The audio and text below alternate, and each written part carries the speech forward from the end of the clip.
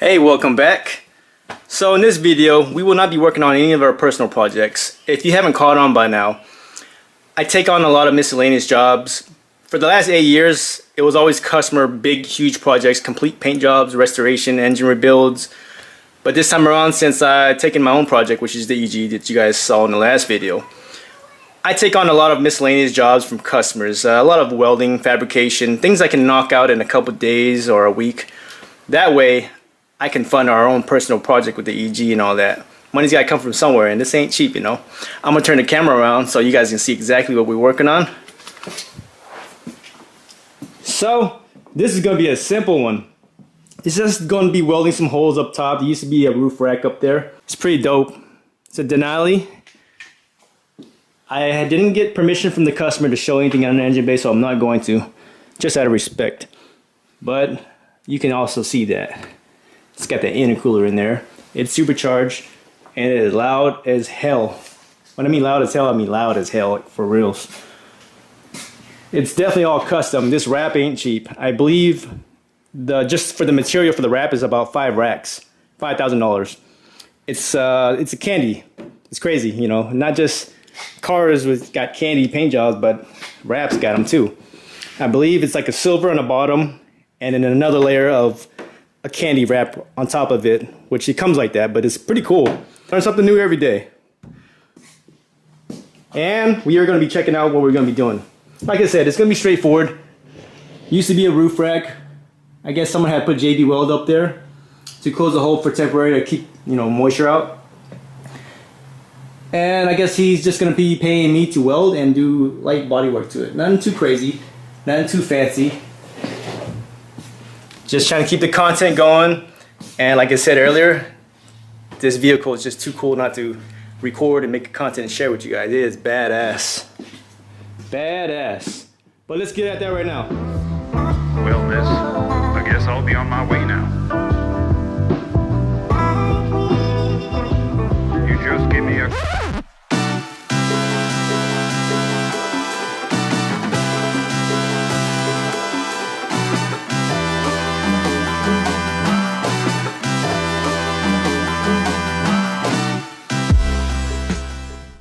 We got it all papered up, making sure anything I do, grind or sand or even minor sparks from grinding, doesn't hit this wrap. That's the last thing you want, is any kind of heat or any debris embedding in that. So we just wrapped it up. This should hold it because we're not going to be creating that much spark. We're going to be TIG welding it all. It takes a little bit longer with TIG weld because you got to sit there and slowly dab. MIG welding is a lot faster, I believe. Hold on, gotta get a light in there. It's dark. Alright, it's all good in here, but what I'm trying to show you guys is I don't have any room. I don't have any room to get my hand underneath it because that's where all the holes are at. I need to plan this shit. I need to hit it with the dolly and hammer. See, like if these are all exposed, it'd be nice if the holes were here, but it has that secondary skeleton brace in the back and it's all beneath all the holes except maybe the last one. We'll see. Yeah, they're all back there. So with that all said and done, I only brought that up because here's the situation. So the work that we will be doing on this, it's not going to be just welding up the hole and grinding it. We're going to be welding up the hole shut, seal it, grind it, and doing body work. So here is where we have that little dilemma. To do body work, after you weld, metal expands, and when it shrinks, or when it cools down, that's what I meant to say, it shrinks and puckers up, creating distortion, lows and highs. And you can't just fill it up with body filler. Well, I guess you can. People do it all the time, which I don't like it. I like to finish up the metal as best as we can, pull it out as best as we can. But in this case, we can't plan this shit. I brought this foil out for demonstration, so let's pretend this is welding. It will, when you heat it up, it's just gonna, the hot spot is gonna raise up. But once it cools down, it's gonna shrink and pucker up like that. So let's pretend my hand is the dolly and hammer. And to get rid of that distortion and shrinkage, we're gonna have to re-stretch it out by planishing it slowly, softly, gently, until it's back out and smooth. That's pretty much what it is. It's metal, between metal sandwiched together, and we're hitting the welding. And that way it just kind of straightens out. It irons out, it stretches it back out pretty much. That's the only way I can explain it. I understand it in my head, but just it's hard to explain for me, you know. We are gonna have to keep the heat at a minimum. And I don't wanna do MIG welding because it spatters a lot and it leaves sparks everywhere. And even though I got the car or the SUV wrapped up with this and all that, I'm gonna put a heat blanket on the side of it for welding so it doesn't get on there. That's what I was gonna do until I said, you know what, let's just TIG weld. TIG weld takes a lot longer, but it's more accurate. It doesn't spark or spatter anywhere. I don't have to worry about nothing going in there catching on fire inside the car or any sparks landing on the vinyl wrap and all that. So we're just gonna get to TIG welding and throw a time lapse.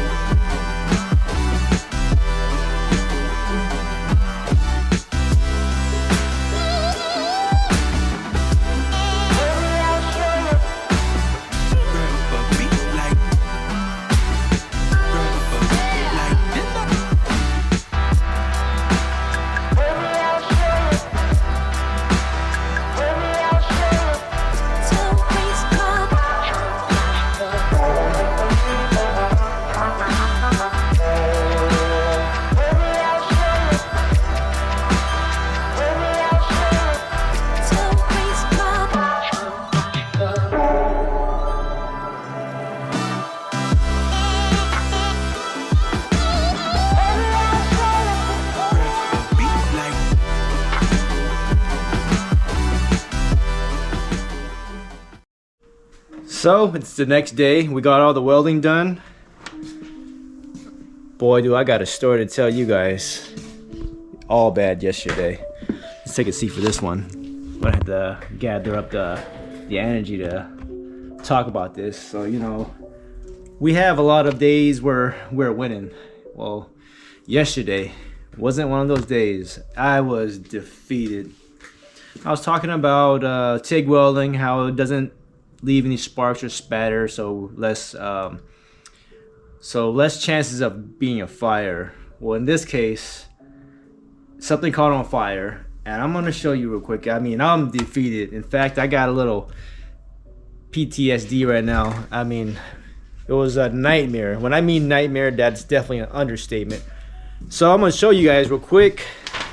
All the areas have been welded flat. Little waves, but I think we might be able to get away with it. All done, but this one right here caught on fire because there's no access beneath any of them really, but this one's a lot more covered. And like I said earlier, they had JB Weld on some areas. I cleaned most of it as best as I can and to the best of my ability of being able to see. But the problem with this one, I went looking for the answer. Something caught on fire down there. I just cannot express how bad it is. So I'm gonna give you guys a quick look. Thank God though, I actually did pray to God and say thank you. It could have been a lot worse, and this customer is a great customer.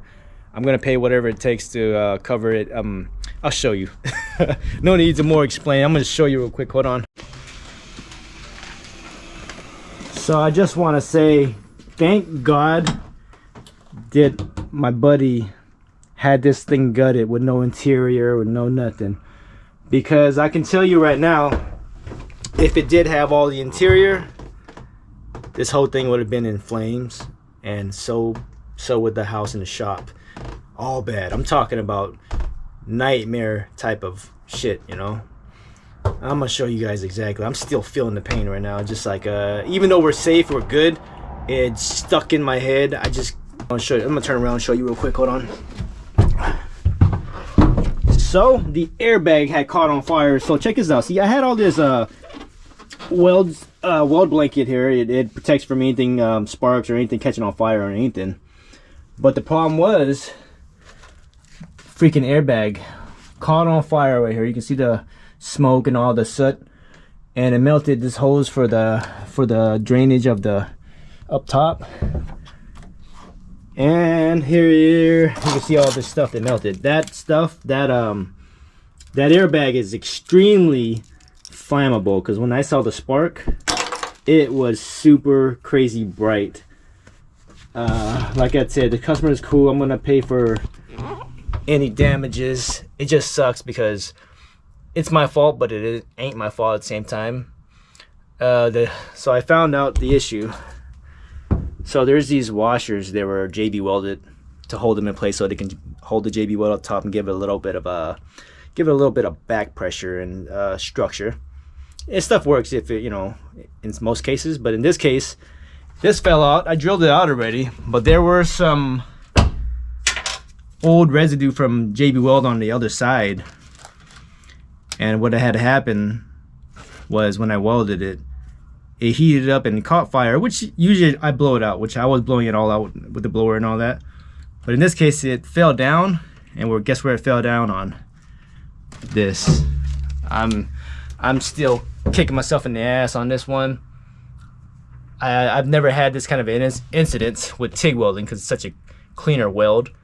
I've seen this in a body shop, in a mechanic shop. I've seen lots of incidents like this, usually with MIG welds, for sure. That's only happened to me once on the EF, but in the shop, I've witnessed it happen plenty of times. But enough of that. I'm gonna have to deal with that stuff later. But I just want to say thank God for the friend Jason, the customer. He's a good guy. I'm gonna do whatever it takes. I'm gonna give him probably a big discount and pay for the damages and all that. But like I just want to say thank God there was no interior in there, because that's our livelihood. This whole house would have been gone, the shop would have been gone, customer's car would have been gone, all because of a stupid mistake, and I take fault for that. It just never happened. But one reason why I take full blame, usually when we're in the shop, we always have a secondary guy keeping an eye out on the areas where we can't see while I'm welding with my helmet. He'd be over there with I'd give my helper a blower and an air nozzle, keep an eye on, make sure there's if they see any kind of open flame, they would just spray it out. But since I got too confident with TIG welding, not running into issues, I don't know, for such a long time, my mistake. From here on out, always gonna be a spotter when I'm doing that kind of welding. In fact, if I take this kind of welding job, I'm gonna probably double the price, because there's a lot more risk. There's a lot more risk and a lot more stress. But like I said, from here on out, gonna have a spotter. Hey Vincent, spotter here at all time to prevent any kind of issues. Usually I'm always on top of this kind of stuff. I'm always on top of it. Overthinking. But this time, just got too comfortable. Sorry, I'm rambling on. I'm just still stressed and my heart's still beating from last night. Didn't get much sleep. Went to work and I was still thinking about it.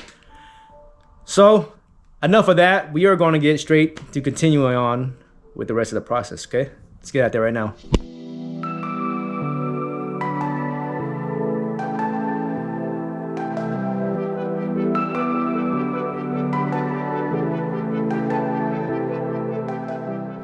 So we just got done sanding and roughing it up.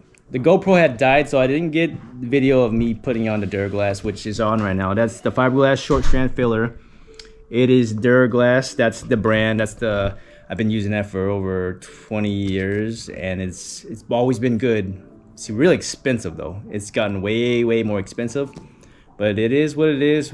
I like using that product, so I'm going to pay for it. So what we did on the time lapse, sanded it with 80 to bare metal, and then the area where I was doing the body filler, fiberglass filler, I used 40 grit, roughed it up really good, because that's how I've always done it. I like a real good mechanical bite. 40 grit leaves a lot of teeth for it to kind of sink into and bite. So that's my reasoning. This ain't a tutorial. I'm just giving you guys a rundown of what I'm doing, and we are gonna get ready to block in. So yeah, we're gonna get at that right now, and it's time to get blocking. Right, Vincent? Yeah. Time to get blocking. All right, let's get at that right now.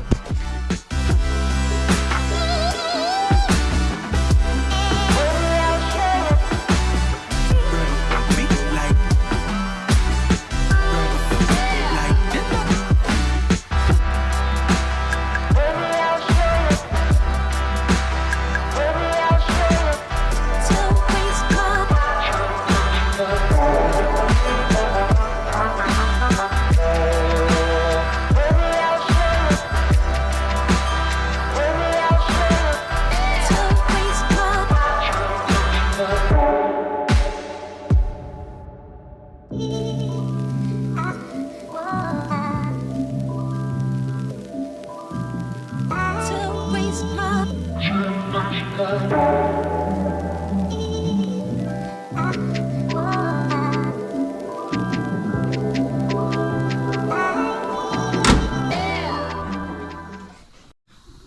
right, it's all unwrapped, ready for customer pickup.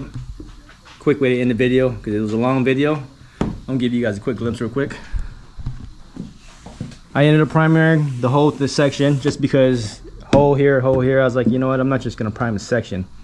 Ended up just priming the whole thing on both sides. But enough of that. And sorry for this long ass video. Appreciate everybody who actually finished up this video. And I know who probably has finished up my videos, which is my dad. Thanks for watching. He's always watching all the videos. So we'll catch you guys the next time. All right.